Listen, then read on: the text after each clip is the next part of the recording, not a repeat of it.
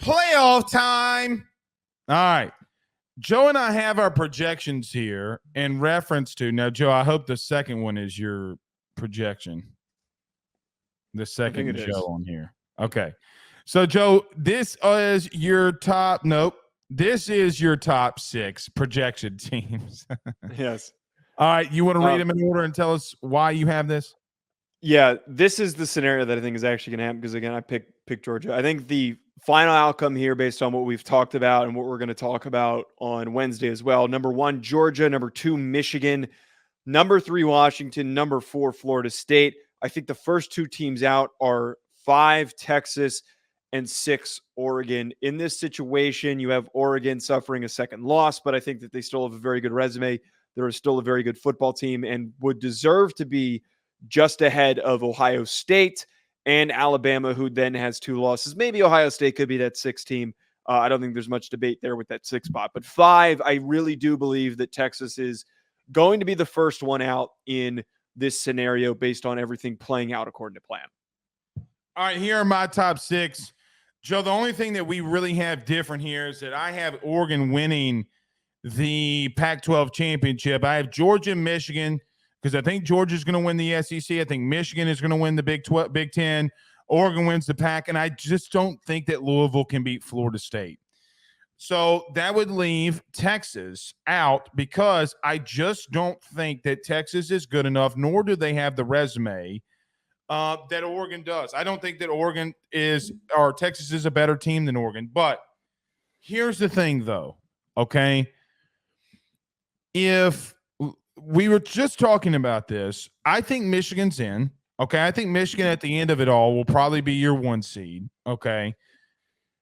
I think Georgia's in, and if Georgia is in, they will be your 1 seed. So I think both of those teams are pretty – I'm not going to say locks, but I feel pretty good about them. Yeah. My third thing is both of us pretty much have Texas on the outside looking in. What does Texas have to do to get into the playoff here? Because I don't think that it is fair for Texas to go on the road against Alabama, beat them. I know that they lost to Oklahoma. Joe, that sounds good. Okay, like I get that. But if you lined up Texas and Florida State today, who wins? Now, that's a fair point. I think Texas could pull out that victory. But I don't think that you could punish Florida State for going 13-0 and leave them out of the playoff, even though Tate Rodemaker is their starting quarterback. Right. You just can't do that. That's setting such a bad precedent. Yeah. I think that one thing that would set them up to get in, you would need for Louisville to beat Florida State, and then inevitably you would need Oregon to beat Washington. Actually, I would actually argue that it's an easier path if Washington beats Oregon, because then there's that debate of, do we put 2 one-loss Pac-12 teams in? There's certainly a conversation for that to happen if Florida State loses. And I think it's very plausible. I mean, shit, I talked about the TCU comparison for Washington. If Florida State goes down, the same thing that happened last year could happen this year, but instead of the Big Ten, it's the Pac-12. You see what I'm getting at here? That we could have Washington be that 4th team with 1 loss and a good resume. Oregon gets in with the Pac-12 championship win and a good resume. 2 Pac-12 teams. I don't know, dude. I think that I would argue that Washington and Oregon's resumes are better than Ohio State's, who made it in, and TCU's resume last year. TCU lost the Big 12 championship game and they didn't move. They didn't move. Exactly my point. Yeah, but that's not the same. That's not the same, because Ohio State was the fourth team. There was nobody else in those other conferences. There was nobody in the Big 12 that was worth a damn. There was no, obviously, really to push, okay? It's not like the scenario you would have if Alabama beat Georgia. Okay, you had a team that lost in TCU, didn't even win their conference and got in. You don't have that scenario here. If Washington loses, they're out. They're out. I don't think that's the case, though.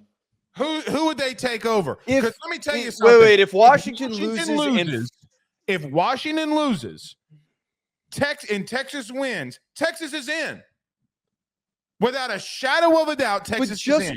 I don't know. I don't really think that's a foregone conclusion. If Florida State loses, Because if they Florida would've State gone- loses, Washington has a more impressive resume than Texas does. the bullshit. In they don't- the totality, bullshit.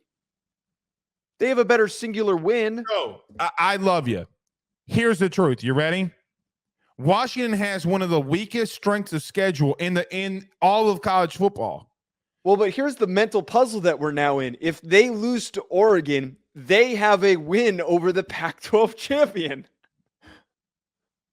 That Texas win, the Texas-Alabama win, doesn't look as good if Alabama gets smoked.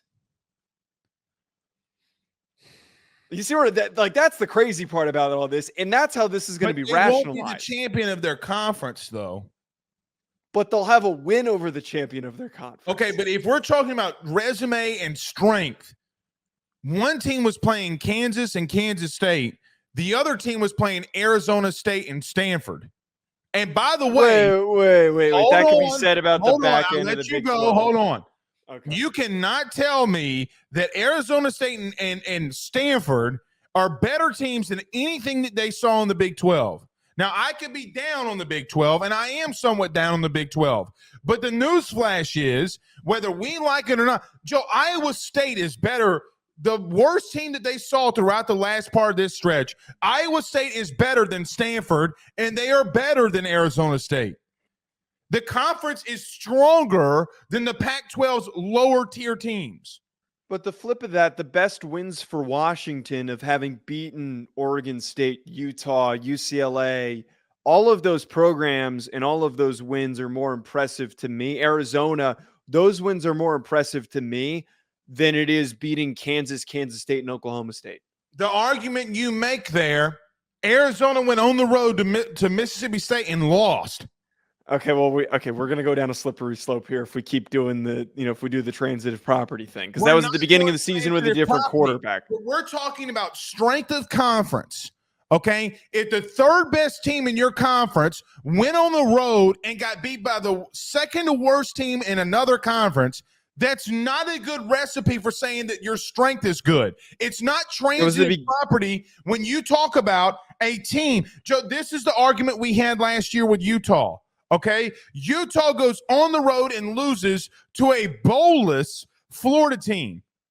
Bowlless. They also win this year by damn near a little bit more than a touchdown. Okay, they weren't a good team, and neither was Florida. But I know, and look, I love Jeff Fish. I've been on this show and said Arizona is my second favorite team of the season. I love the way that they play. I've said that repeatedly. But you can't go on the road and go to Mississippi State and get your asses handed to you and triple overtime and lose when that is the second worst team in the SEC. If that is the third team that Washington has that they have beaten, also in overtime, how are you going to convince me a win against Kansas, a win against Kansas State, and a win against Iowa State is not more impressive? By the way, you're criticizing them for a loss that they had at the beginning of the season against. By the way, there is a team that Oregon played that so did Texas. Their name was Texas Tech. And Texas smacked that ass while Oregon is struggling. Now, if you're these beginning of the season games, and we both know this, these beginning of the season games are completely different. I agree. Arizona beats Oklahoma State, and they beat Kansas, and they beat Kansas State. Arizona wipes all of those teams. So I agree with what you're saying, that teams can get better as the year goes on. I 1,000% agree.